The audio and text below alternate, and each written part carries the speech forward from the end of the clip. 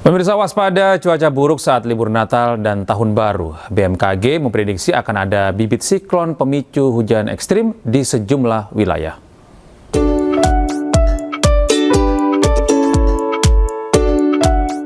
Suasana sukacita makin terasa jelang libur Natal dan Tahun Baru. Di tengah persiapan sambut Nataru, BMKG mengajak masyarakat agar waspada terhadap potensi cuaca ekstrim yang diperkirakan akan melanda sejumlah wilayah Indonesia. Dalam rapat Kabinet Paripurna Senin lalu, Kepala BMKG menyampaikan bahwa puncak musim hujan akan terjadi pada Januari hingga Februari 2026. Curah hujan berpotensi ekstrim akibat 3 bibit siklon yang akan menghampiri sejumlah daerah. Dengan modifikasi cuaca, diharapkan curah hujan akan berkurang bahkan hingga 50%.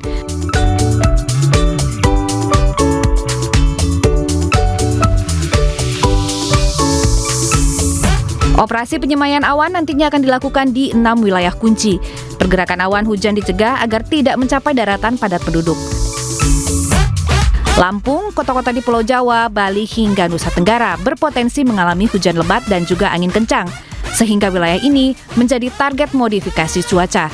Selain itu, masyarakat juga diimbau memantau perakiraan cuaca selama libur Nataru. Rayakan Natal dan Tahun Baru dengan sukacita, namun tetap waspada terhadap cuaca agar momen kebersamaan bersama keluarga jadi nyaman dan berkesan. Tim Liputan iNews melaporkan. Pemirsa, Kapolri Jenderal Listio Sigit Prabowo meninjau Pelabuhan Merak, Banten. Kapolri memastikan pengamanan dan pelayanan saat Natal dan Tahun Baru, serta kesiapan sarana dan prasarana.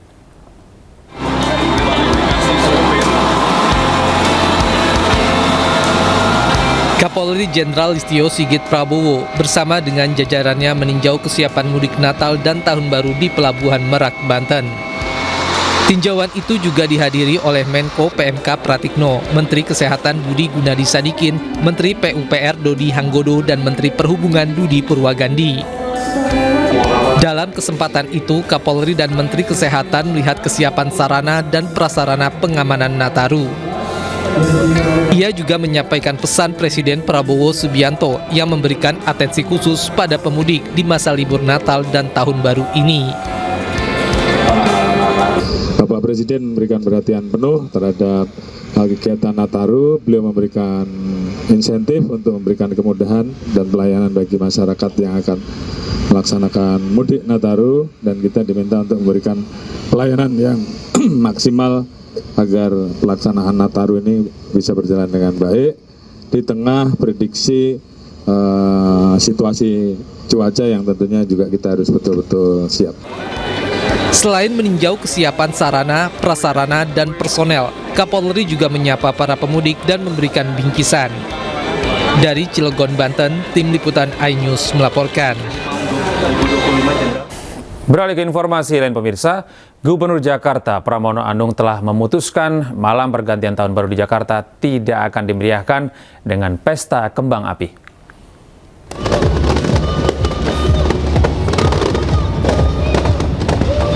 Acara malam pergantian Tahun Baru di Bundaran HI tidak akan dimeriahkan dengan pesta kembang api. Namun, ada penampilan dari band The Massive dengan membawakan lagu berjudul Jangan Menyerah sebagai penyemangat untuk saudara setanah air yang tengah dilanda bencana. Selain itu, lokasi pesta malam Tahun Baru di Jakarta dikurangi.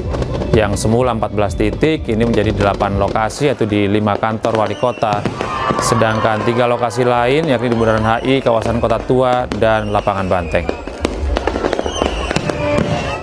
Bahwa masyarakat yang masih berkeinginan untuk bermain kembang api maupun petasan karena peristiwa yang terjadi di Sumatera dan juga di beberapa daerah yang perlu keprihatinan kita, saya menghimbau betul untuk kali ini ditiadakan, dan mudah-mudahan ini tidak mengurangi esensi kita.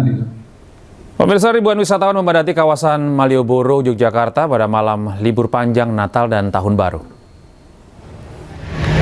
Sejak Sabtu lalu, kawasan Malioboro terus mengalami peningkatan jumlah wisatawan, terlebih saat menjelang malam tiba. Lalu lintas di Malioboro juga terlihat ramai kendaraan maupun wisatawan yang menyewa angkutan andong. Di kawasan Malioboro ini, para wisatawan tampak menikmati suasana malam kota Jogja sembari berbelanja oleh-oleh.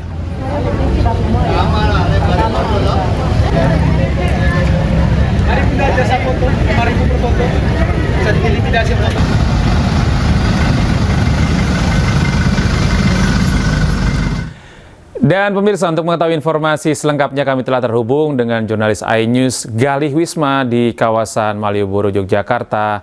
Selamat malam Galih, bagaimana kawasan Malioboro di libur Natal dan Tahun Baru ini? Apakah dipadati oleh wisatawan? Ya, selamat malam Gede, terima kasih. Pemirsa, malam hari ini saya melaporkan langsung dari kawasan Malioboro, Kota Yogyakarta. Ya, mulai pukul 9 malam tadi, kepadatan arus lalu lintas mulai terjadi padat merayap di jalan sepanjang jalan Malioboro ini. Memang di momen libur Natal dan Tahun Baru ini, jalan Malioboro ini khusus akan dibuka selama libur Natal ini. Jadi kendaraan bermotor bisa melalui jalan sepanjang jalan Malioboro ini hingga titik 0 km. Dan menurut data dari Dinas Perhubungan Kota Yogyakarta diprediksi jumlah angka wisatawan yang akan mengunjungi Kota Yogyakarta ini mencapai 7 juta wisatawan.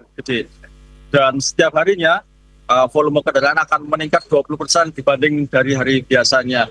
Dan di kawasan Malioboro ini kenapa selalu menjadi magnet? Karena saya gambarkan secara langsung. Jadi suasana di Malioboro ini